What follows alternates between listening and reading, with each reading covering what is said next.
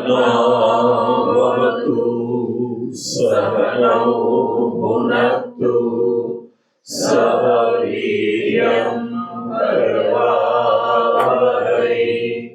तेजस्विनावधीतमस्तु मा विद्विषावहै। ओम शांति शांति शांति। चलिए आज शुरू से चेक करते हैं। कर्तुराज्ञया प्राप्यते फलम् कर्म किं परं कर्म तज्जडम् कृतिमहो ददौ पतन कारणम् फलम् शाश्वतम् गति निरोधकम् ईश्वरार्पितम् निश्चया कृतम् चित्तशोधकम् मुक्ति साधकम् कायवाङ्मनः कार्यमुत्तमम् पूजनं जप चिन्तनं प्रमाद जगत ईषदीयुक्त सेवनम् अष्टमूर्तिदेव पूजनम् उत्तमस्तवात् उच्चमण्डता चित्तजं जप ध्यानमुत्तमम् आज्यधारया श्रुतशासनम् सरलचिन्तनं विरलतः परम् भेदभावना सोऽमित्यसौ भावना विदा पावनी मता भावशून्य सद्भाव सुस्थिति भावना बलात् भक्तिरुत्तमा मना स्वस्थता क्रिया भक्ति योग बोधास्य निश्चितम् वायुरोधना लीयते मना जाय पक्षिवरोध साधनम् चित्तवायवश्चिक्रियायुता शाखयोर्द्वयी शक्तिमूलका लय विनाशने उभयरोदने लयगतं पुनर्भवति नौवृतम् प्राणबन्धनात् लीनमानसम् एकचिन्तनात् नाशमेत्यतः नष्टमानसोत्कृष्टयोगिना कृत्यमस्ति किं स्वस्तितिं यथा दृश्यवारितं चित्तमात्मनः चित्वदर्शनं तत्त्वदर्शनं मानसं तु किं मार्गणे कृते नैव मानसं मार्ग आर्जवा वृत्त्यवस्त्वहं वृत्तिमाश्रिता वृत्तयो मनो विद्ययां मनः अहमयं कुतो भवति चिन्वतः ऐवदत्यहं निजविचारणम् अहं विनाशभाजमहन्तया सुरजित् स्वयं परमपूर्णसः इदमहं पदाभिख्यमन्वहम् अहमिलीनके सत्यया। तो इस तरीके से आप सब लोगों के पुण्य के परिपाक के कारण भगवान शंकर का तपस्वियों को एक दिव्य उपदेश सुनने को मिला। उपदेश सार में हम लोगों को अपनी समस्त साधनाओं का सिंहावलोकन भी प्राप्त होता है, ओवरव्यू ऑफ ऑल द साधनास। और हम लोगों को ये दिखाई पड़ता है कि यहाँ पर शिव जी ने प्रारंभ करा कि आप लोगों को छोटी छोटी चीजें नहीं चाहिए। समझो, हमको थोड़ा सा पैसा मिल जाए, थोड़ा नाम हो जाए, थोड़ा प्रमोशन हो जाए, थोड़ा सा प्रसिद्धि हो जाए, बोलते हैं इसको उपेक्षा नहीं करनी है। यहाँ कोई नहीं कह रहा है कि आप लोगों को जो है संसार के धन दौलत नाम शोहरत रिश्ते नाते खुशियां ये नहीं प्राप्त करनी है, ये कहीं नहीं कहा गया। कहा गया क्या?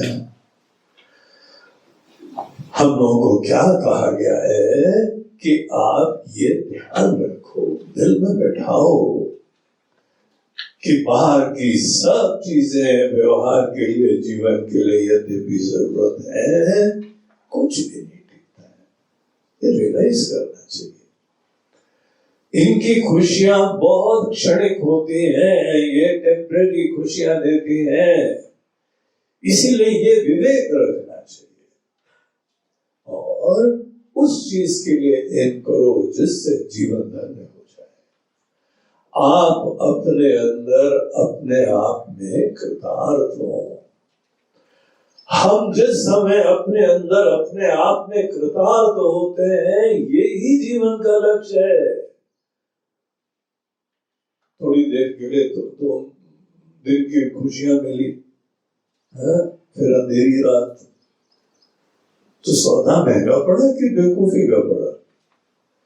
महाराज जी 2 दिन तो मजा लिए, अरे 2 दिन तो ले लो, उसके उपरांत ये जो अंधेरी रात आती है जिसमें ज्यादा सफर करते हो। इसीलिए बाकी चीजें छोड़ने की बात नहीं है, प्रायोरिटी चेंज करने की बात है। महत्व की बुद्धि नहीं हो। देखो, जब महत्व की बुद्धि बहुत ज्यादा नहीं होती है तो मिले मिले ना मिले ना मिले, कौन से बड़ी आफत है। हलवा मिले तो अच्छा, नहीं मिले तो कौन सी बड़ी मुसीबत आ गई भाई। कितनी बढ़िया बढ़िया चीजें हैं, अच्छे रिश्ते मिले, बहुत अच्छी बात है। और रिश्ते केवल आपके लिए नहीं मिलते हैं खुशियों के लिए, ये हमारे प्लेजर्स के लिए, हमारे वैभव के लिए, हमारे आराम के लिए, हमारे कंफर्ट्स के लिए, हमारे नाम के लिए। बोलते बेवकूफ आदमी हो तो मरोगे, और फिर कहोगे मैं शायर तो नहीं था लेकिन शायरी आ गई, मेरा दिल टूट गया। दिल क्यों टूटा करता है तुम्हारा? यहाँ अच्छे अच्छे समझदार लोग हैं, उनका दिल नहीं टूट रहा है। यहाँ बड़े अच्छी तरह काम कर रहे हैं, क्योंकि तुमने ऐसी कुछ चीजों को सिर आंखों पे बैठा लिया था। बहुत वैल्यूबल हो गई थी, अगर वो नहीं होगा तो दुनिया में कैसे काम चलेगा, अगर नाम नहीं होगा, प्रसिद्धि नहीं होगी, कैसे नहीं चलता है। ये इन्फ्लेटेड इंपॉर्टेंस जो अनेकों चीजों को दे रखी है, उससे तुम्हारे डिस्टॉर्टेड परसेप्शंस दिखाई पड़ रहे हैं, अविवेक दिखाई पड़ रहा है। यहाँ कोई नहीं कह रहा है कि दुनिया की चीजों को आप छोड़िए, लेकिन इन चीजों को अपने स्थान पे रखो। सबसे ज्यादा इंपॉर्टेंट, जहां हमारा दिल लगना चाहिए, महत्व होना चाहिए। ये बाहर की जो है ऐशो आराम धन संपत्ति नहीं होता है। देखो, ऐसे लोगों को ऐसा लगता है कि धन संपत्ति के कंगाल है, ये पगलाए हुए हैं धन संपत्ति के लिए। धन संपत्ति हो जाएगी तो ही महाराज जी खुशियां होंगी, इसीलिए सत्संग छोड़ो, पैसा कमाओ। कोई सत्संग में जा रहा होता है, उसने क्यों टाइम वेस्ट कर रहे हो? काम करो, कुछ नाम करो, जग में रहकर कुछ नाम करो। बोलिए नाम भी कर लिया, धाम भी कर लिया, सब कर लिया, लेकिन इन सब चीजों को करने के उपरांत आज भी कंगाली बनी हुई है, असुरक्षा बनी हुई है, पराधीनता बनी हुई है। ये दिखाई नहीं पड़ता है क्या? इसीलिए हम ये कहीं नहीं बोला जा रहा है कि बाहर की चीजें छोड़ो, इन चीजों को अपने स्थान पे रखो और हमारे हृदय के अंदर प्रार्थना होनी चाहिए, जैसे भगवान श्री कृष्ण गीता में बोलते हैं, आत्मनि एव आत्मना तुष्टा, इसको हेम करो। ये स्मार्ट चीज है, बुद्धिमत्ता वाली चीज है, तुम्हारे हित की बात है, तुम्हारे दिल की प्यास है। अपने अंदर अपने आप में संतुष्टि का सपना देखो। इस यात्रा में जो जो सहायक है बहुत खुशी की बात है। रिश्ते नाते घर बार धन संपत्ति, अगर आपकी अपनी संतुष्टि की यात्रा में कुछ संसाधन चीजें प्रदान करती हैं अवश्य प्राप्त करो, कोई नहीं बोलता है। लेकिन अपने मन की दुर्दशा करके बेवकूफ बन के इन चीजों को प्राप्त कर रहे हो, पगला के प्राप्त कर रहे हो, तो अपने आप को बुद्धिमान मत समझना, बेवकूफ आदमी मरोगे जीवन में। तुम दुनिया को आंख खोल के देख नहीं रहे हो, लेसन्स नहीं लर्न कर रहे हो। यहां से दुनिया भर की लोग जो ऐसी चीजों के लिए मोहित हो जाते हैं, हिप्नोटाइज्ड हो जाते हैं, अविवेकी हो जाते हैं, अविवेक के धरातल के ऊपर बाहर की चीजों के लिए पराधीन हो जाते हैं। दुखी कौन होता है? वही तो दुखी होते हैं। भगवान दुखी थोड़ी कर रहे हैं। ऐसे लोग को अपने हाथ को वो बोलते हैं, आ बैल मुझे मार, तो बैल का उलेज करके तेरे धाड़ से धरा, और भगवान बहुत कस के मारा उसने। किसने बैल को इन्वाइट करा था? हम लोग प्रायोरिटीज है, देखो जिस चीज को महत्व दे दिया ना वही हमको बादल कर दिया। महत्व पूर्णता को दो, महत्व परम को दो, महत्व अपने अंदर संतुष्टि को दो। ये भगवान शंकर बता रहे बोलते हमने तुमको जीवन दिया है, हाथ पैर दिया है, काम करना है, और काम करने में हमको कोई प्रॉब्लम नहीं है। हम लोग जो है यहाँ पे सन्यासी लोग आपको उपदेश दे रहे हैं, आपको पता है कितने घंटे काम करते हैं? काम करने में कोई इशू नहीं है हमको, और ऐसे दिलो जान से काम करते हैं। कोई यहाँ पे देने वाला नहीं है कि फायदा होगा, पे मिलेगी, बिजनेस होगा, ये सब चीजों की चिंता नहीं करते हैं। काम हमारी पूजा बन जाती है, हर काम को एंजॉय करते हैं, बेस्ट पॉसिबल वे में करते हैं, एक्सेल करते हैं अपने काम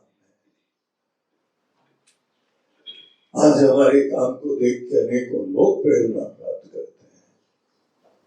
हमारे अपने फील्ड में हो जाए जो हम काम करते हैं, दिलो जान से वो पूजा बनती है।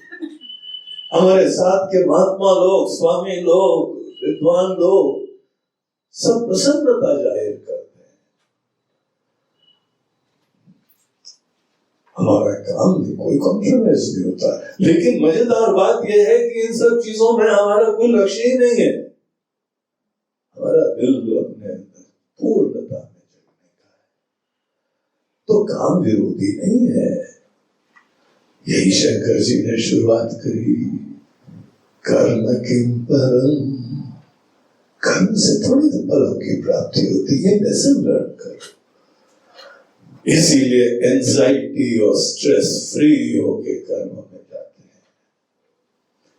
यहाँ की दुनिया की कोई भी खुशियां या कोई भी गम हमको तोड़ नहीं सकते, क्योंकि हमने उनको सर पे बैठाया नहीं। जिसको सर पे बैठाओगे वो सर पे बाल नोचेगा। अभी थोड़े बच्चे हुए, नोचना है उसको, क्यों अच्छे खासे बाल जड़ा रहे हो तुम? सुंदर लगते बालों के साथ, तो वो कट का टेंशन, अननेसेसरी स्ट्रेसेस नहीं, मतलब दुनिया कर रही है। अरे बेवकूफ लोग कुछ भी करते रहे यार, उसमें क्या तुमको चिंता होती है? अब कोई बेवकूफों की कमी है क्या? दुनिया तुम्हारे लिए आदर्श नहीं हो, तुम्हारे शिव जी तुम्हारे आदर्श आदर्श हो, तुम्हारे विद्वान लोग तुम्हारे आदर्श हो, ये संत लोग आदर्श हो, जो इस जीवन में रह के धन्य हुए हैं वो तुम्हारे लिए आदर्श हो। कोई भी हो, कैसे भी हो, ऐसे लोग जो सदैव स्ट्रेस्ड रहते हैं, आज की दुनिया की बहुत बड़ी प्रॉब्लम हो गई है। बोलते हैं कर्म तो करना बहुत इंपॉर्टेंट है, इसलिए करना है क्योंकि तुम्हारी जीवन की छोटी मोटी जरूरतें पूरी हो जाएं, और उसके अलावा एक बहुत बड़ा कर्म का लाभ होता है, आशीर्वाद होता है। ये हम शुरू से थोड़ा समराइजेशन कर रहे हैं, आप लोगों ने पढ़ा ना, इसको थोड़ा समराइज कर रहे हैं, लास्ट में दिन आ गया ना, इसीलिए थोड़ा समराइज कर लेना चाहिए। तो भगवान बोलते हैं कि कर्म का एक बहुत सुंदर बेनिफिट होता है, और ईश्वरार्पितम निश्चया कृतम चित्त शोधकम मुक्ति साधकम, यही कर्म अगर राइट एटीट्यूड से करा जाता है, तुम्हारा मन सुंदर बना देता है, बुद्धिमान तुमको बना देगा, संवेदनशील बना देगा, चिंता से मुक्त कर देगा। कर्म ही, देखो शिव जी बोल रहे हैं, शिव जी उसके साथ कुछ और करना पड़ेगा। यही वाली गोली ले, उसके साथ दूसरी भी गोली ले, उसके साइड इफेक्ट दूर करने के, तीसरी गोली ले, उसका साइड इफेक्ट दूर करने के लिए तो कोई गोली होती, बस केवल कर्म। जब कर्म पूजा बनाओ, प्रेम से कर्म करो। दुनिया जो है कर्म प्रेम से नहीं कर पाती है, तो तुमको तुम्हारा जीवन मुबारक हो। हम तुम्हारे ही बेवकूफियों के पथ पे नहीं चलने वाले। I'll find my own way. I reject this kind of system. डर करो, निश्चय करो। जहां तुमको दिखाई पड़े कि सौदा तो अंततः टेंशन में, अभिमान में और अनेकों विकारों में होता है, रिजेक्ट करो उस चीज, और प्रेम से होता है। जो कर्म हो वो प्रेम से होना चाहिए, खुशी से होना चाहिए। हमारे भगवान ने हमको ये फील दी है। आज हमारे भगवान बोल रहे हैं कि उपदेश स्थान को प्रोत्साहन करना है। Yes sir, thy will be done। आपकी इच्छा से आंखों पे करूंगा, दिल जान से। और हमको कोई मतलब नहीं है,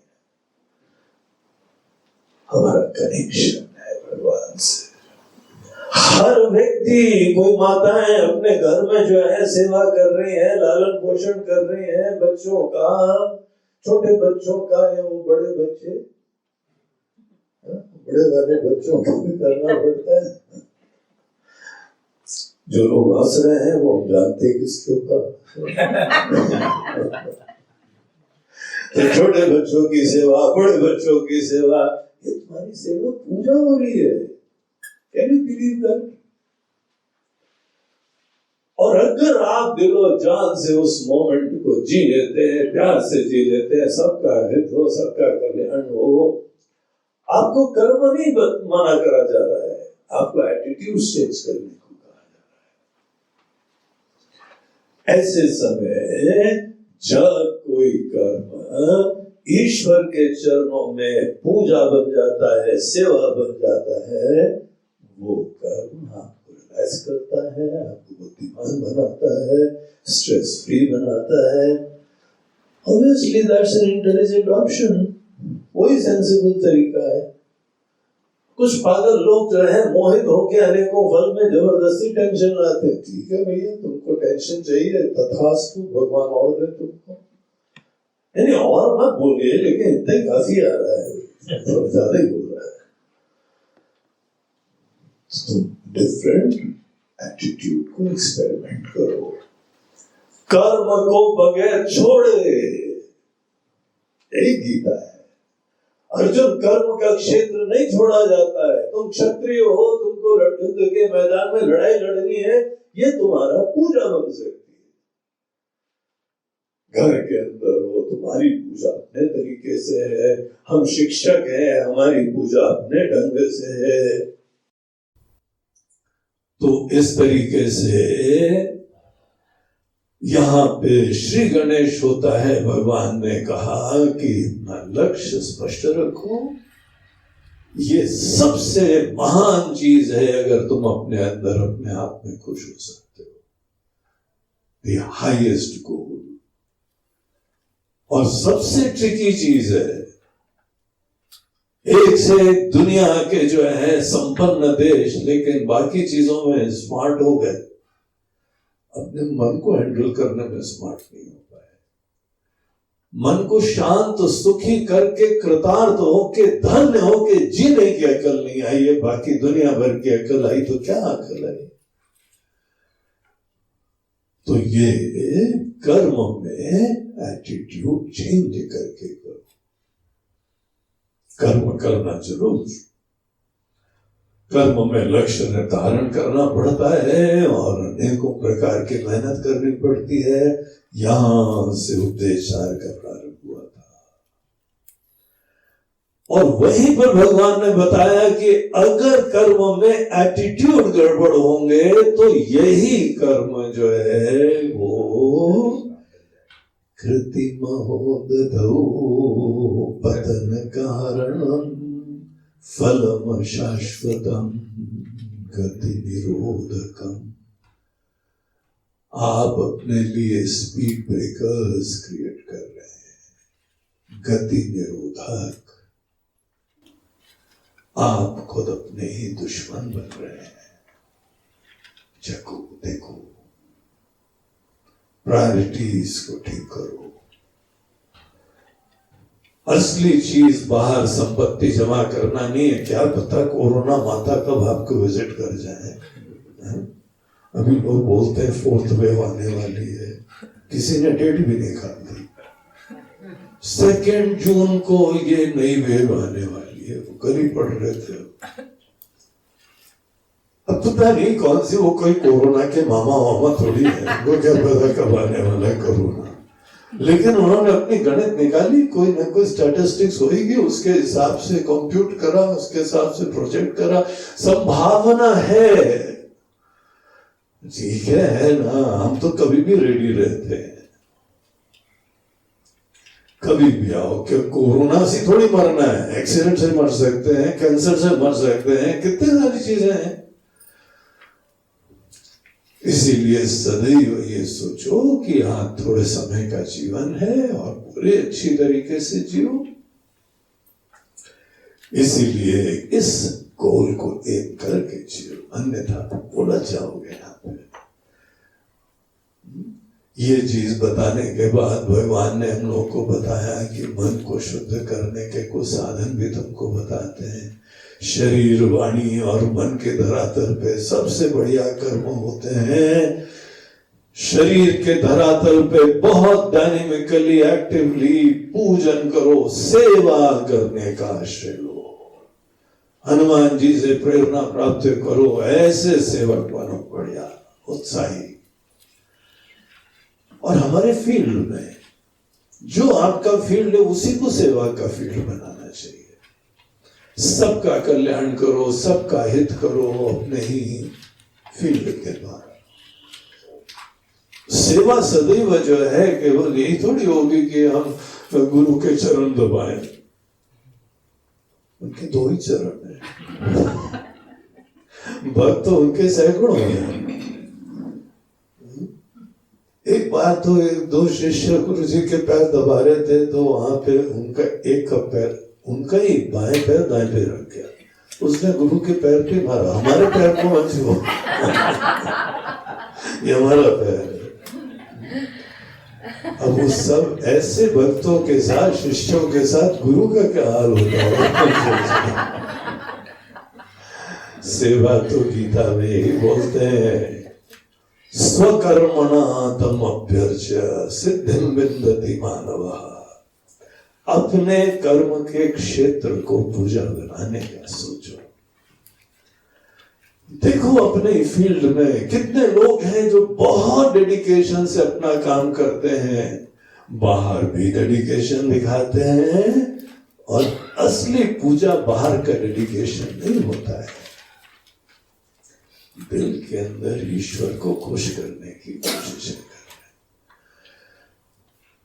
बहुत अच्छा काम करने के उपरांत मन ही मन ईश्वर को बोलते हैं, भगवान आपने एक काम दिया था, बहुत अच्छा करा है, आपने पूरी कोशिश करी है, भगवान कसर रह जाए तो क्षमा करिएगा, लेकिन हमने बहुत मेहनत करी है, सिंसियरली करा है, घर चलाने की कोशिश करी है, सबके स्वास्थ्य के लिए कोशिश करी है, आपने कर्म का फल दिया था ना, हमने इसीलिए अपना सेवा कर दी।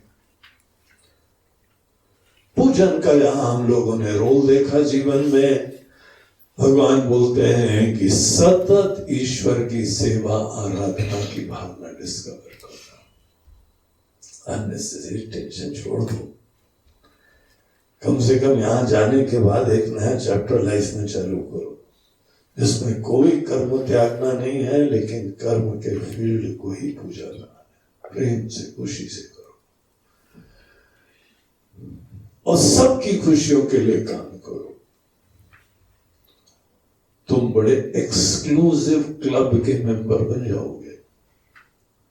मेजॉरिटी केवल अपने लिए काम करती है, एक बहुत ही माइनॉरिटी क्लब होता है, एक्सक्लूसिव है ज्यादा, वो सबकी खुशी के लिए काम करते हैं। तुम्हारे परिवेश में, तुम्हारे जीवन के आसपास भले घर के लोग हों, तुम्हारी सोसाइटी के मोहल्ले के लोग हों, तुम्हारे वहां के पशु पक्षी हो, सब धन्य हो जाए, कितने अच्छे व्यक्ति हम साथ में लाए, सबके लिए आशीर्वाद बनो। इसको ही पूजा या सेवा कहते हैं। सभी तुम्हारे, ये थोड़ी एक आध के साथ ही ऐसी आ सकती है, इनको क्या होगा, अरे तुम्हारे बाकी भी लोग हैं, मरने जा रहे हैं महाराज जी, क्यों? क्योंकि वो मर गई, वो मर गई इसीलिए हम जा रहे हैं, हम भी मर जाएंगे। अरे ठीक है, वो गई, लेकिन तुम्हारी बाकी भी तो है ना, बाकियों का नहीं सोचते हो क्या?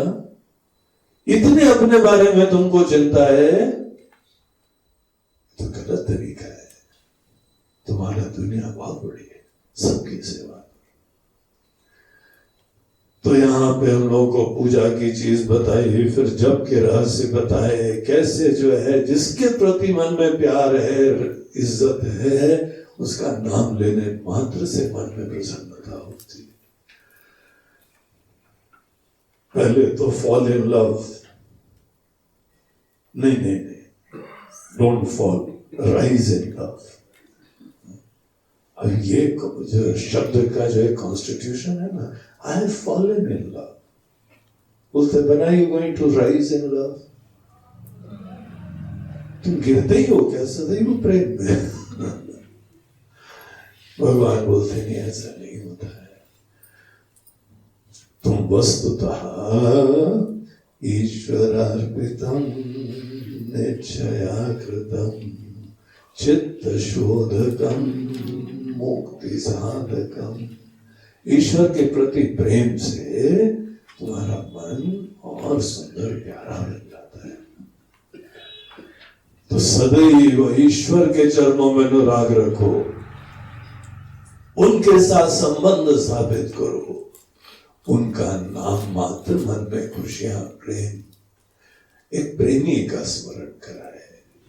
और भगवान कोई व्यक्ति नहीं है कि अलग व्यक्ति है, इस व्यक्ति से करे तुम्हारा जी, ये घर में इनका क्या होगा, हम भगवान से प्रेम करेंगे तो बाकी का क्या होगा।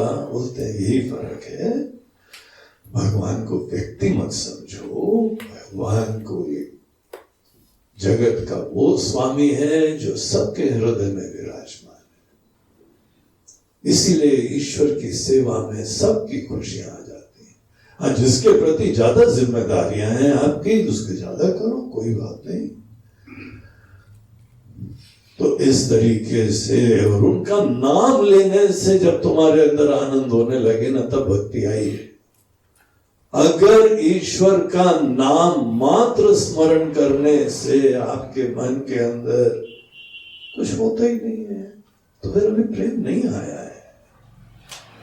और तब तक जब आपको काम का नहीं होएगा, जब कोई मैकेनिकल प्रोसेस नहीं है, एक भावनात्मक साधना है, मन में भाव जगना चाहिए, तभी जाके ईश्वर के नाम के जप का मतलब होता है। और फिर पहले शुरुआत में उच्च जप होता है, फिर मंद जप होता है, चित्त जप होता है, फिर उसी का ध्यान होता है, बहुत ही गहराई से चिंतन होता है, और रहस्य विनम्रता से जानने की कोशिशें होती हैं। ये सब चीजें भगवान ने बताई। फिर एक और पॉइंट के ऊपर प्रकाश डाला था कि शुरुआत में तुमको भगवान से अलग रह के साधना करनी चाहिए। अगर शुरुआत में तुमने कोई ऐसी जगह सत्संग सुन लिया कि तुम ही आत्मा हो, तो तुमको कचरा होगा, फायदा नहीं होगा। तुम जानते नहीं हो क्या नुकसान होगा। नहीं, हम ही आत्मा है। ये मुंह मसूर की दाल। अगर तुम आत्मा हो ना, तो बेचारी आत्मा को कब मुक्ति मिलेगी? तो प्लीज शुरुआत में अपने आप को आत्मा मत बोलना, क्योंकि तुम खुद जानते हो तुम्हारी क्या दुर्दशा है ना?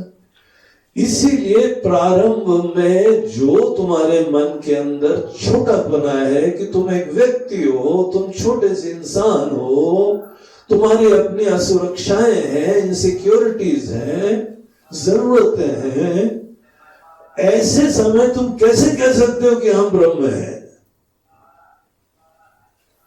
ब्रह्म के ज्ञान के लिए एक यात्रा करनी पड़ती है, और वो यात्रा होती है मन के अंदर ईश्वर के प्रति प्यार, भक्ति। मन में प्यार को डिस्कवर करो और अनेक अनेक सुंदर गुण उत्पन्न करो। दैवी गुणों की लिस्ट देखो, सात्विक गुण किसको बोलते हैं इसको समझो। मन जब सात्विक बन जाता है तब जाके आत्मा का ज्ञान आशीर्वाद देता है, अन्यथा नहीं देगा। ये बात देखो अच्छी तरीके से, इंपॉर्टेंट चीज है। आत्मज्ञान रूपी दवाई इतनी कंसंट्रेटेड डोज होती है कि उस समय अगर ऐसे व्यक्ति को दे दो जो भी रेडी नहीं है, तो लूज मोशन हो जाता है, पेट खराब हो जाता है, जितना खाया है वो भी निकल जाता है, और आगे कभी शिक्षा नहीं प्राप्त करता है। सबसे बड़ी ट्रेजेडी है, विनम्रता खत्म हो जाती है, सेवा खत्म हो जाती है, पूजा खत्म हो जाती है, और ये सब चीजें हमारे मन के अंदर गुण लाने के तरीके होते हैं। तो सेवा करो ना, हम ही ब्रह्म हैं, हम किसकी सेवा करें? दुनिया वालों हमारी सेवा करो। उसको सदैव ऐसा सेल्फ ऑब्सेशन हो जाता है कि हमारी इज्जत नहीं कर रहा है, हम तो ब्रह्म हैं, हम समथिंग डिवाइन स्पेशल, हमारी सेवा करो। हम कहा वो सेवा एवा वाली साधना थोड़ी रह गई, वो तो पुराने समय की बात है, खत्म हो गई बेचारे की साधना। क्यों? क्योंकि वहां पे जो है सत्संग सुन के आ रहे, तुम ही आत्मा हो, तुम ही आत्मा हो, और दूसरे को टेंगा दिखा के बोलते मेरा सच्चिद आनंद रूप कोई कोई जाने रे, तू तो नहीं जाने रे, मैं ही जानू रे। एक नया प्रॉब्लम हो गया, दूसरे निपटे नहीं प्रॉब्लम। इसीलिए जो अनेकानेक ऐसे सत्संग चलते रहते हैं, उन सत्संगों में जो है जाके यही बात सुनते हैं, तुम तो आत्मा हो, तुम तो ब्रह्म हो। उन्हीं लोगों से बोलना चाहिए जो सत्संग कराने वाली वहां माताएं बैठती है ना, बोला माता जी शिव जी ने क्या क्या है, कृष्ण जी ने क्या क्या, वो भी तो आप सुन लो। नहीं नहीं, तुम वो सब छोड़ो, बच्चों की साधना है, तुम तो सीधे आत्मा।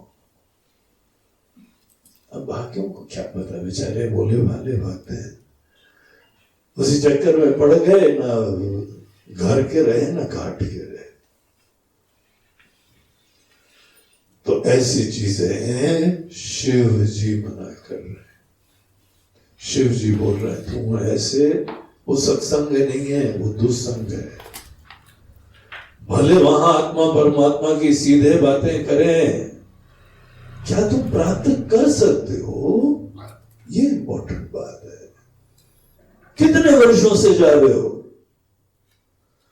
इनफैक्ट जो सत्संग करवाते हैं उनसे भी पूछना चाहिए, कितने वर्षों से आप सत्संग करवा रहे हैं? आपको मिल गया क्या? अगर आपको परमात्मा मिल गए तो आप हमको क्या पकड़े रहते हैं कि तुम किसी दूसरे सत्संग में मत जाना? आपकी क्या इनसिक्योरिटीज हो रही है इतनी ज्यादा? ऐसे लोग कभी नहीं प्राप्त कर पाएंगे। हम कौन है बोलने वाले? आप उसके सामने, उनका जीवन है, भगवान है, लॉजिक है, रीजनिंग है। तो इसीलिए शुरुआत में विनम्रता से मन को मंदिर बनाने की कोशिश करनी चाहिए। मन जब मंदिर बन जाता है तभी वहां ईश्वर की प्रतिष्ठा हुआ करती है। दूसरे कोई करे तो उनको मुबारक हो, हमको कोई इशू नहीं है। हम उस पथ पे नहीं चलेंगे जहां मन के अंदर खोखला और विचित्र प्रकार के हवा, अभिमान, ईगो, यही सब क्रिएट होता है। हम तुम्हारे लिए भगवान से प्रार्थना करेंगे, ईश्वर के भक्त बनो, प्रेमी बनो। तो ये शुरुआत में जो है भेद भावना इंपॉर्टेंट होती है। आप भगवान से अलग हैं, भगवान आपसे अलग है, इस चीज की बहुत इंपॉर्टेंस होती है, क्योंकि तभी आप भगवान को समझने की भी कोशिश करेंगे। आपने राम जी को, कृष्ण जी को कभी उनके दृष्टिकोण से समझने की कोशिश करी क्या? कैसा गुण है, कैसी दृष्टि है, कैसा ज्ञान है, कैसी शक्ति है, उनके दृष्टिकोण से समझो। शिव जी अपने हाथ में क्या होते हैं, राम जी स्वतः क्या होते हैं। ये नहीं सोचो कि आप तुमको क्या क्या दे सकते हैं, फिर तुमने नहीं, उनको देखने की प्रेरणा ही नहीं है तुमको। इतने सेल्फ ऑब्सेस्ड हो कि हमको ये दे दो, हमको ये दे दो, हमको ये दे दो। ये तुम्हारी दीनता दिखाता है। हम छोटे हैं, हम अपने आप को स्वीकार करते हैं और हम अपने भगवान को समझने की कोशिशें करेंगे। हम शिवो हम बोलने के लिए आतुर नहीं है, हम तो शिव भक्त बनना चाहते हैं। शिव जी हैं क्या? किसको शिव जी बोलते हैं? तो भक्त जो है, जो भेद बुद्धि से युक्त होता है ना, वो दूसरे को बहुत ही खुले मन से देख पाता है, विनम्रता से समझता है। और जब आप अपने भगवान को समझने लगे, जब आपकी भक्ति सेवा अच्छी होने लगे, तब जाके अभिधा भावना का उपदेश दिया जाता है। अब तुम अपने आप को भगवान से एक फील करना चालू करो। वो कण कण में है, तुम्हारे हृदय में भी है। तुम जहां पर भी हो, हम भगवान से कनेक्टेड है। I am a messenger of God. सोचो उस समय, क्योंकि तुम अलग नहीं हो भगवान से। इस तरीके की बात हमको बताई कि वो परमात्मा हमसे एक है। ये तब होता है जब भगवान का परिचय होने लगे और खुद विनम्रता हो जाए, निरभिमानता हो जाए। ये शास्त्रों का सिद्धांत है, यही हम लोगों का वैदिक धर्म है। तो ये चीज यहां दिखा के जिस व्यक्ति के अंदर ईश्वर के प्रति ऐसी भक्ति होती है, मन के अंदर सब शांति हो जाती, मन में विक्षेप अशांति खत्म होने लगती है। हृदय स्थले मना स्वस्थता क्रिया भक्ति योग बोधाश्च निश्चितम। बोले भक्ति योग हो, ज्ञान योग हो, कर्म योग हो, क्रिया योग हो, राजयोग हो, सबका पर्यवसान इसमें होता है हृदस्थले मना स्वस्थता। हमारे ही अंदर अपने आप में उस चिन्मयी सत्ता में मन टिक जाता है। योग हो गया ये। फिर नेक्स्ट सेक्शन यहाँ पे आया था प्राणायाम का। बोलते हैं आप मन जो है ना वो कई बार डिस्टर्ब हो जाता है।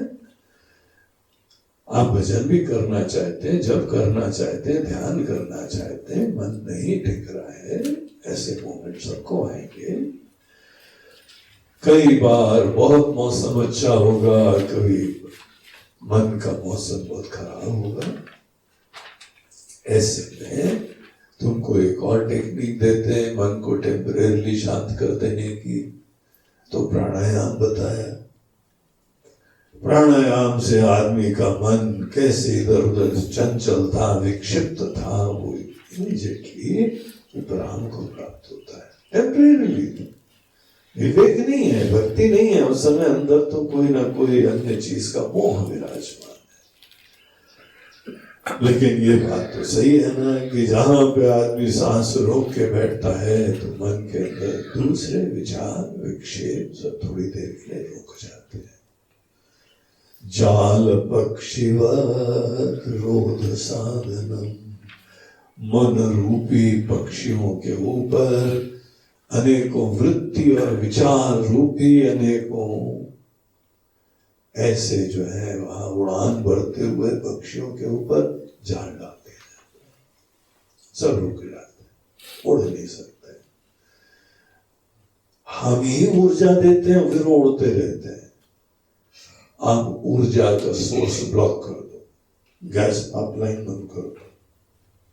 जहां गैस पाइपलाइन बंद करी अपने आप से रुक जाएंगे। ये ट्रिक बताई यहाँ शिव जी ने। तो मन को थोड़ी देर शांत कर लो। हाँ, फिर ये भी बताया है कि देखो यद्यपि प्राणायाम से प्राण रोधना लीन मानसम, मन लीन हो जाता है, लय को प्राप्त हो जाता है, रुक जाता है, लेकिन खत्म नहीं होता है। आपको पता है कि प्राणायाम खत्म हुआ कि फिर उड़ाने भरी, flight ready for take off sir, फिर फ्लाइट तैयार होगी, फिर उड़ान भरेगा। तो एक और भी तरीका होता है कि आप मन के अंतहीन प्रवाह को शांत कर सकते हैं।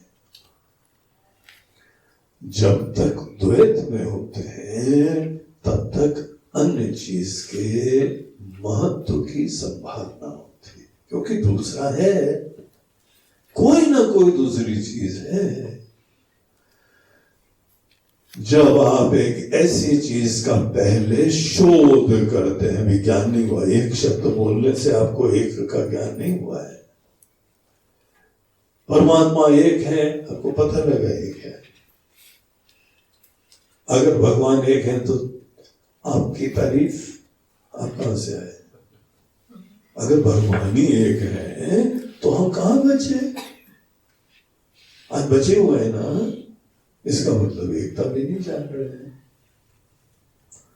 तो यहां पे वो बोलते हैं कि एक चिंतनात् नाशम एति अदा।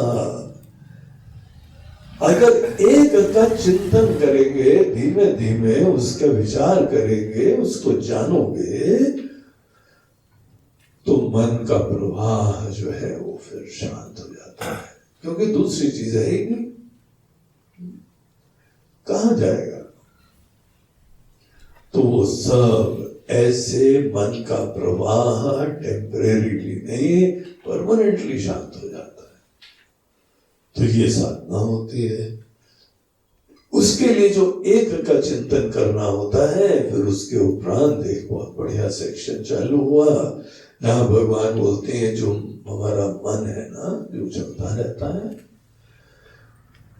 विक्षिप्त तो होता है, डिस्टर्ब होता है, अशांत तो होता है, आकांक्षाएं करता है, कभी खुश होता है, कभी नाखुश होता है।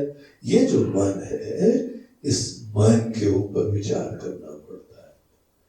मानसं तु किं मार्गणे कृते, हे मन,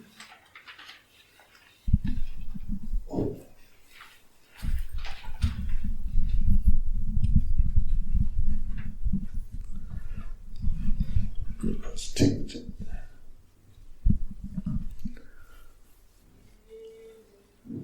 तो मन के ऊपर ही विचार करो।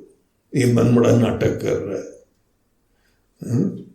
बहुत इसने गुल खिला रखे हैं, बड़े नाकों चने चबुआए हैं हमारे मन ने। तो बोले इस मन के ऊपर विचार करो, मन है क्या? तो मन को देखते हो और उसको रियल समझ लेते हो। तो शिव जी बोल रहे हैं मन क्या होता है उसके ऊपर सोचो। देखो गहरी निद्रा में, बड़ी नींद में वहां मन था ही नहीं। और जब हम मर जाएंगे तो भी जो है मृत्यु के बाद मन हमारे लिए नहीं रहेगा, कोई विचार नहीं आएंगे, कोई भावना नहीं आएगी। सोने के बीच में थोड़ी देर के लिए ये महाराज जग जाते हैं और तांडव करते हैं, और हम बेवकूफ होते थे इसको सही मान लेते हैं। हमारे मन में, हमारे मन में, अरे ये रहता ही नहीं है भैया। अरे भैया, हे बहना, ये रहता ही नहीं है। सोचो तो, व्हाट अ शॉकिंग रियलाइजेशन कि मन इज नॉट परमानेंट। विचार आते हैं, थोड़ी देर रहते हैं, चले जाते हैं। तो इस तरीके से ये मन के ऊपर विचारो। हम तुमको ये बता देते हैं कि मन वस्तुतः तो नहीं होता है, थोड़ी देर के लिए आता है। थोड़ी देर के लिए कोई आता हो उससे टेंशन थोड़ी लेना चाहिए, वो गेस्ट है, वो ये आशीर्वाद देने आया है, कुछ ना कुछ मदद करने आया है। तो जस्ट बिकॉज तुम्हारे मन में विचार आ गई है, भावना आ गई है, कोई टेंशन का बात नहीं है। ये सब गेस्ट लोग हैं यहाँ पे, आप सब गेस्ट लोग हैं। शाम से जाना चालू कर दो। कुछ शाम को जा रहे हैं, कुछ रात को जा रहे हैं, कुछ कल जा रहे हैं। गेस्ट का काम ही आना जाना। अगर हम आपको गेस्ट देखे रहेंगे तो कल हम दुखी नहीं होंगे। अगर ये गेस्ट के साथ जो है वो ऐसे अटैच हो गए और गेस्ट के रहने के वजह से ही हम सुखी होते हैं, तो आप समझ लो कल हमारा क्या हाल बेहाल होने वाला है। अरे प्लीज एक दिन और रुक जाओ, अभी मत जाओ, हम लोग बड़े अकेले हो जाएंगे यहाँ पे। ऐसी अगर हम बात बोलेंगे तो हमको ही प्रॉब्लम होगा, हमारी रिलेशनशिप, हमारे संबंध स्वस्थ नहीं होंगे। हम अपनी चिंता से युक्त हैं, आपके लिए क्या कर पाएंगे, आपको कैसे ज्ञान दे पाएंगे। आप बोलेंगे गुरुजी पहले आप मुक्त हो जाओ फिर हम लोग भी देखेंगे। नहीं मगर तुम बने रहना, तुम जाना मत। बोलते हैं गुरुजी महाराज किसी एक का साथ लेने के लिए कितने पापड़ बेलने पड़ते हैं, आपने बेले क्या तब जाके किसी का साथ होता है। अगर बहुत ही आतुरता है किसी के साथ की तो फिर खाए बाबा जी बन गए। भगवान ने बोला था क्या, आपको वो संबंध डिस्कवर करना है जहां पे सब लोग हैं, सेवा के लिए रहें, खुशियां दीजिए, लेकिन आप अपने अंदर अपने आप में धन्य होने की यात्रा प्रारंभ कर दो। मन भी हमारा गेस्ट की तरह आता है, मन को भी हैंग ऑन मत करना। मन आएगा, आप कई बार चाहोगे तो भी नहीं रहेगा। इसीलिए हम लोग सवेरे सवेरे क्लास लेते हैं, क्योंकि रात को अगर हमने यही क्लास लेना चालू करा तो सबकी आंखें बहुत जल्दी बंद हो जाएंगी। हम रहेंगे ही नहीं, मन तो शांत हो जाता है, थक जाता है, रात तक सो जाएगा। मन का तो काम ही है थोड़ी देर रहना। इसीलिए जब सबसे तरोताजा होता है ना, तब दे देते हैं दवाई, उसके बाद तो सोना ही सोना है उसको। मन टेम्परेरी होता है, तो मन को देखो, बहुत ज्यादा मत घबराओ, मन में जो शांति है, अरे थोड़ी देर रुको, अभी मन ही जाने वाला है, क्यों जबरदस्ती तुम टेंशन लेते हो? तो कितनी बड़ी बात है, मन ही टेम्परेरी है। और उसके बाद यहाँ शिव जी ने एक और बहुत तरीका बढ़िया बताया, रमण महर्षि को निमित्त बना के। वो बोलते हैं मन वृत्तियों का प्रवाह होता है, अनेक थॉट्स का फ्लो चलता है, और समस्त थॉट्स यहाँ दो प्रकार की होती हैं। एक सब विचार होते हैं, इदम वृत्ति यह यह, और एक छोटी सी वृत्ति होती है, सबके पीछे छुपी होती है, वो होती है हम। एक होती है तुम, यह, और एक वृत्ति होती है हम। तो यहां देखिए क्या रिसर्च है, क्या ऑब्जर्वेशंस हैं, क्या एनालिसिस है। बोलते हैं ये जो अहम वृत्ति है ना, सबकी जड़ है, ये बॉस है, बॉस सबको कमांड कर रही है। जितनी थॉट्स आपके मन में हैं, सब अहम वृत्ति से ही निकल रही हैं। कभी देखा आपने ये चीज? आपके मन में कोई भी विचार आ रहे हो, उन सब का स्रोत, उसका सोर्स आपकी अहम वृत्ति होती है। जीवन में डिस्कवर करो, बहुत बड़ी डिस्कवरी है। कोई आदमी ज्ञान के लिए कोशिशें कर रहा है, उसके मन के अंदर यही थॉट्स घुमा करती हैं, क्योंकि मैं वृत्ति कैसी है, हमारे अंदर कुछ अज्ञान है। अज्ञान के एहसास के वजह से ही तो ज्ञान की वृत्तियां आती हैं। सदैव धन की प्राप्ति कोशिश कर रहे हो, पता है तुम्हारे अहम वृत्ति कैसी दिखाई पड़ रही है? धन से तुम जीवन में रहित रहे हो। तुम्हारे अंदर धन के बारे में इतनी इन्फ्लेटेड वैल्यू इसीलिए होती है क्योंकि तुमने बढ़िया भाव देखे हैं। तुम्हारे मन के अंदर ऐसा नोशन विराजमान है कि धन से जीवन में सब कुछ प्राप्त कर लोगे। मैं ऐसा है, मैं की ये परिभाषा है, इसीलिए तो मन के अंदर ये विचार है। जो भी मैं का स्वरूप होता है वही विचार आते रहते। तो जड़ कौन हुई? मैं की वृत्ति।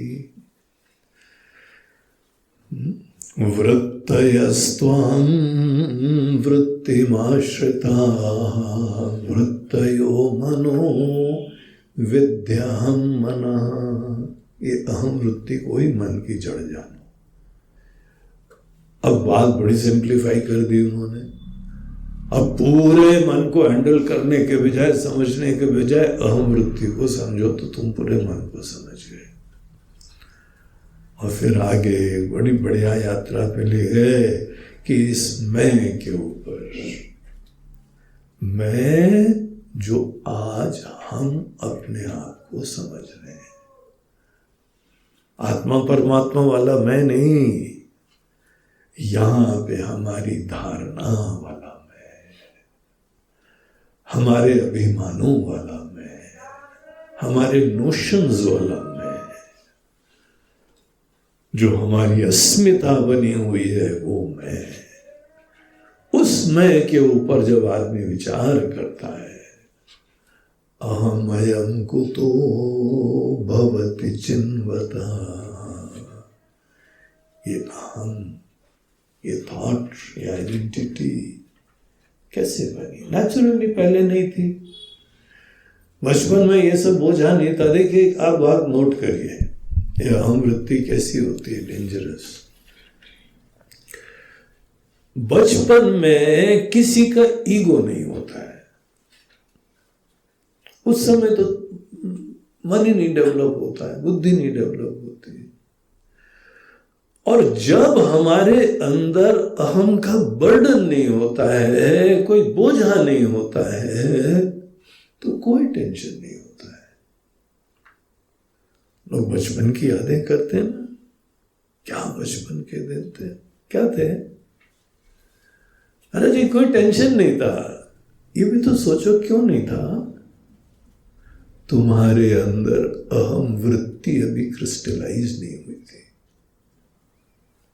और यही बच्चे के अंदर उनके माता पिता, उनका परिवेश, उनका समाज, उनका स्कूल, उनका फ्रेंड सर्कल, जो भी छोटी सी दुनिया होती है, वो धीमे धीमे सेल्फ कॉन्शियसनेस क्रिएट करती है, तुम ये हो। और तब ईगो का क्रिस्टलाइजेशन चालू होता है। जब किसी के अंदर ईगो का, आइडेंटिटी का, और वो तो सदैव लिमिटेड होगी। आइडेंटिटी आप किसी चीज की बना लीजिए, वो सदैव छोटी होगी, लिमिटेड होगी। एक हमारे अंदर लिमिटेड आइडेंटिटी का क्रिस्टलाइजेशन होता है, उसका निर्माण हो जाता है। अब बच्चे को टेंशन होती है, कैरियर का इशू, हमारे जो भी यहाँ पे फ्रेंड सर्कल है उनमें इंपॉर्टेंस का इशू, सेल्फ रिस्पेक्ट का इशू, अनेकों चीजें हैं। हमको अपने बारे में अब एंजाइटीज होने लगती है। बचपन की फोटो ले लेना, जब उसका ईगो क्रिस्टलाइज नहीं हुआ था, और अब युवा हो गया है और बहुत स्पष्ट उसका ईगो बन गया है। चेहरा कंपेयर करना, क्या हो गया तुमको? तुम पहले बहुत सुंदर थे। भगवान ने जब मैन्युफैक्चर करा था तो बड़ा अच्छा मैन्युफैक्चर करा था, बड़ा मासूम, बड़ा प्यारा। क्या हाल बना लिया तुमने अपना? उसे हमने थोड़ी बनाया, आप ही ने बनाया, जो बनाया होगा सब आप ही ने कर दिया होगा। हमको ये भी नहीं दिया, हमको वो भी नहीं दिया, हमको इज्जत भी नहीं दी, हमको प्यार भी नहीं दिया, हमको दिया, हमको दिया, हमको दिया, हमको दिया, हमको नहीं दिया। हमको और मांगता, जितना दिया उससे ज्यादा मांगता, ये भी मांगता, वो भी मांगता। क्या दिख रहा है? अंदर एक दीनहीन व्यक्ति आ गया है। इसी को ही वो बोलते हैं लिमिटेड आइडेंटिटी। लिमिटेड आइडेंटिटी जहां हो जाती है, तो आपकी आज जो आइडेंटिटी बन गई है, ये परमानेंट चीज नहीं है। आज तो बड़ा तांडव कर रही है, लेकिन वस्तुतः ये चीज कोई परमानेंट नहीं है। फिर कहां से आई है, कैसे आई? ये चीज शिव जी विचार करने को बता रहे हैं। अमयम कुतो भवति चिन्वता। और फिर क्या हुआ?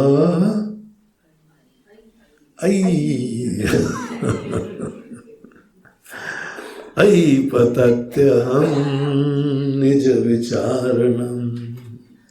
इस निज विचार से हमको ये रियलाइजेशन होता है, ये बात क्लिक करती है कि ये जो हमारे मन में आइडेंटिटी मैनिफेस्ट हुई है, दैट इज नॉट मी। वो हमारी स्वतंत्रता है, हम कैसे भी बना ले। आज जैसे बने कल चेंज भी कर दें। हमारी आइडेंटिटी बदल जाएगी तो हम नहीं बदलेंगे, हमारा एग्जिस्टेंस खत्म नहीं हो जाएगा। तो ये मैं के बारे में महत्व की बुद्धि जो रखी हुई है, वो महत्व की बुद्धि तुमको खुद डिसॉल्व करनी है। जो रियलिटी है वो देखो, इस तरीके से जब ये मैं खत्म होता है तो बोलते हैं कि उसके बाद कुछ होता है। जब तक नहीं खत्म होगा ना, हमारी अपने अभिमान, हमारे ईगो, हमारी आइडेंटिटी वो टोपी की तरह सदैव हमारे ऊपर बैठी रहती है। फिर हमारी यात्रा लिमिटेड होगी, ज्यादा दूर तक नहीं जा सकते। इसको गिरना चाहिए। हमारी दृष्टि से इसका इफेसमेंट, इसका निगेशन होना चाहिए। हम जिस समय अपनी लिमिटेड आइडेंटिटी को, जो हम खुद पकड़े हुए हैं, हमारी मुट्ठी खुले और हम छोड़ दें, तुमको पता है क्या होता है इसके बाद? अकल्पनीय है, अनइमेजिनेबल चीज होती है कुछ, जहां पे ये मैं जो है ये यहां से शांत होता है। जब गिरता है तो क्या होता है?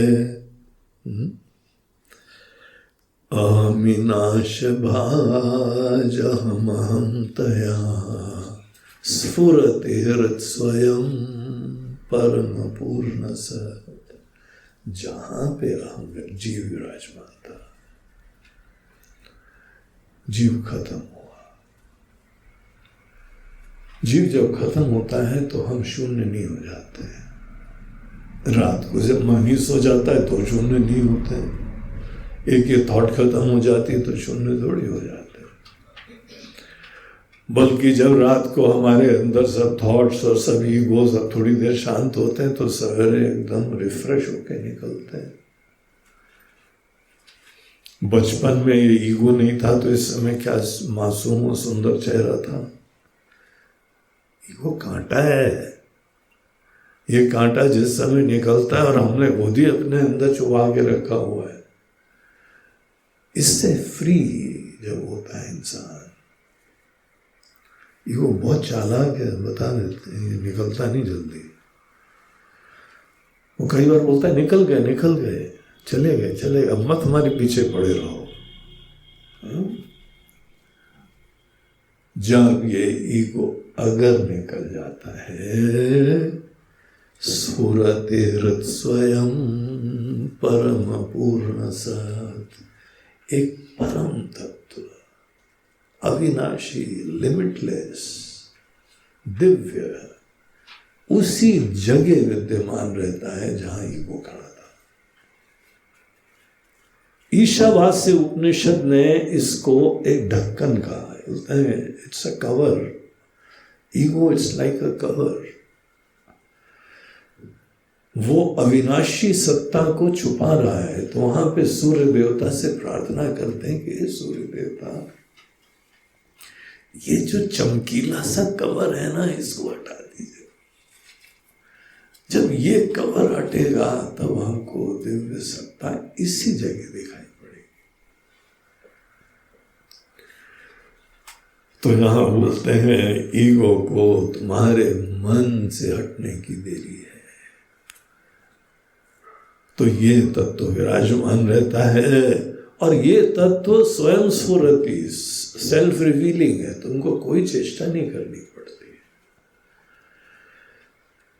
तो इस तरह से यहां बताते हैं अहमि लीन के अपि अलय सत्तया। हम लोगों ने 21वें श्लोक तक जो है लास्ट सेशन में चिंतन करा था। तो वहां पे हम लोग को अंतिम चीज ये बताई गई थी, एक की लय सत्ता है और एक अलय सत्ता है। लय सत्ता सदैव नश्वर की होती है, टेम्परेरी की होती है। जो परम होता है उसकी अलय सत्ता होती है। जिसकी सत्ता का आगे लय नहीं हो सकता है उसको अलय सत्ता कहते हैं।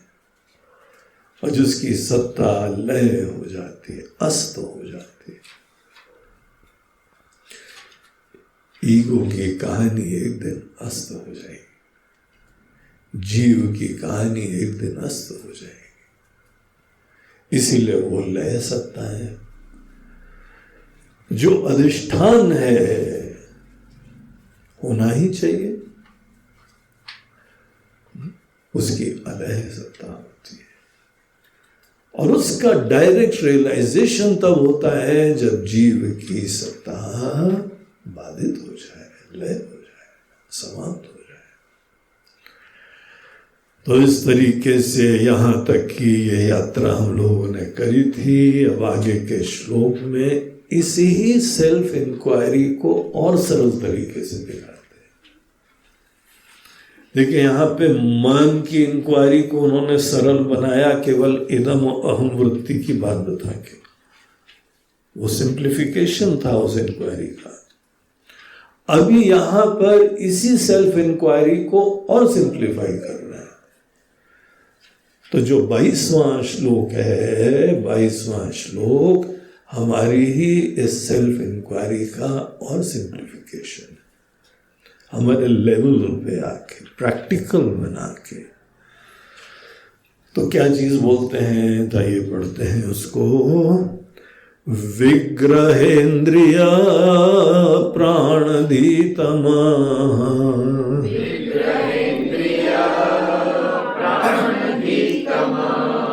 नाहमेक तज्जडं ह्यसत्